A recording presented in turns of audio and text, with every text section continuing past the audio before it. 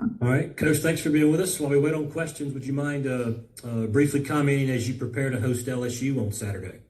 Yeah, really excited for this challenge to play at home and for first place in the SEC and play a great team, top three team in the country like LSU is a awesome opportunity for us. So, got to continue to have a great week of preparation. These guys probably have the best roster since we've been here, from top to bottom, and we have to prepare and play really well. First up is Brett Martell of the Associated Press. Good afternoon, Coach. A couple of questions on totally different subjects here. First one, on the scheduling format released on Tuesday. Just wondering if you have any reactions to that and any surprises in terms of long-standing annual matchups that won't be played every year anymore.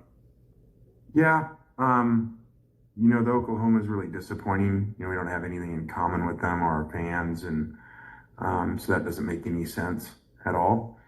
And so that's unfortunate with so many great teams that we played for a long time here, especially from our SEC West years. So that's unfortunate. But it is what it is. It's great to, obviously the Egg Bowl was staying, so they really had two choices. And so the LSU makes sense, and that's great. And the other one makes no sense. The other one's about the Grove. I don't know if you've beyond the Walk of Champions, maybe you've never really experienced that. But could you just comment on what that means, that whole scene out there means to the program, and to someone who has family living in Oxford and experiencing game day? Well, it's awesome. Obviously, I don't experience it, but people come and from all over the country and that have never been here, and they're just blown away by the people and how much they enjoy the day and how friendly everybody is and welcoming to them. Thanks so much. Next will be David Ubben of The Athletic. Hi, Lane, the situation with Austin a couple weeks ago, I know you guys were obviously within the SEC rules on the availability report, but what led you guys to leaving him off when obviously you knew he was going to be available even though he was battling an injury? And do you handle that the same way with kind of all your players, as we've had this for a year plus? Well, I think you phrased it as what led to us leaving him off when he was available. That's why we left him off, because he was available. It is an availability report. It's not a specific injury report. If a player is available, he's available, and he was, and played in the game. So, I think there's a split between coaches and how they handle that and how they manage that and putting guys in and off when they know they're available, but they are battling an injury. Some coaches have expressed some desire or some ideas that goes against the spirit of the availability report. What's your thought on that concept?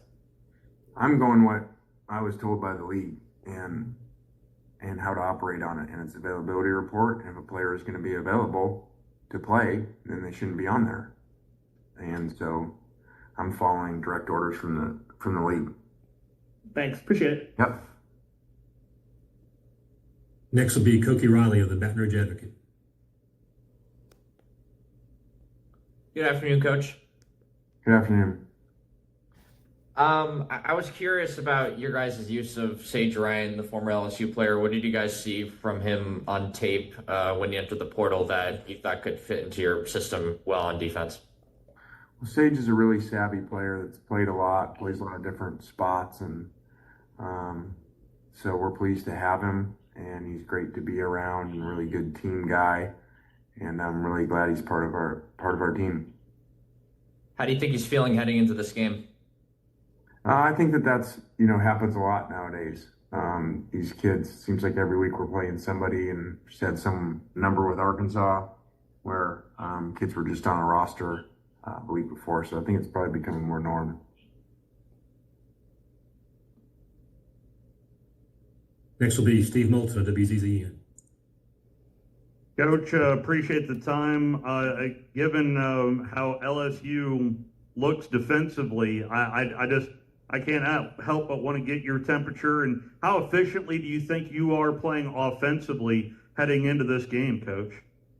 Yeah, they've done a great job, and Brian Kelly spoke on how they spent a lot of money in the portal this time around, and it's paid off. Like for most people, I think our numbers were that Miami, Texas Tech, and LSU spent the most money in the portal, and look how they're playing. So usually pays off well, and they've done a great job on defense. And you look at it's a very abnormal Louisiana defense. You have one starter from Louisiana. Shows where 3 of their starters on D-line and 3 of the 4 in the secondary are portal guys, and just different than the old ways of building. And so a lot of credit to them to embracing the portal, and now they're by far the most talented defense since we've been here playing them. Not even close. And Coach, I cannot help but bring up the social media aspect earlier this week. And given the fact of a certain non-targeting call that happened, that did affect the game last year, I was wondering if maybe you have gotten a little more clarification from the young man since he's gotten to know your daughter.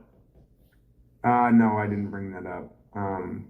Whit's an awesome kid and comes from a great family, and glad that those two are happy together, and has nothing to do with the game itself. And it's a really great family, and I think a lot of people got to see that probably on the SEC special where they were hunting with the family. Thank you, Coach. Yeah. Next is Glenn Gilbo with Tiger Rag. Coach, have you decided which quarterback you're going to start, or could that go through up till game day? That could go through at least longer than a day. Both guys did great today. So really letting them compete it out. Is it going to be? Is it less of a health concern now and more of who you want to go with? I would always take in everything into consideration. So we'll see as we get closer. Thank you. Thank you. Coach, we'll wrap you up with, I think we have a follow-up from Brett Martell. Hey there. This one on the game. I think it was 3 seasons ago you commented on in Tiger Stadium how Harold Perkins had affected the game.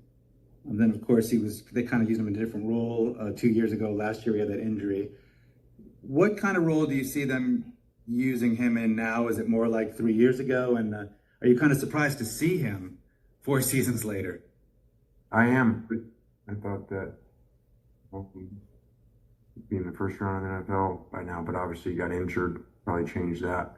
I think they're back actually kind of full circle to where I believe our game was the first time he really started that year and had this field backer blitzing role, and did great in our game and impacted our game. And it's kind of back to the same role, even though it's different coaches. So kind of interesting. Very good. Thanks. All right, Coach, that's going to be all for today. Thank you for your time. All right, guys. Thank you.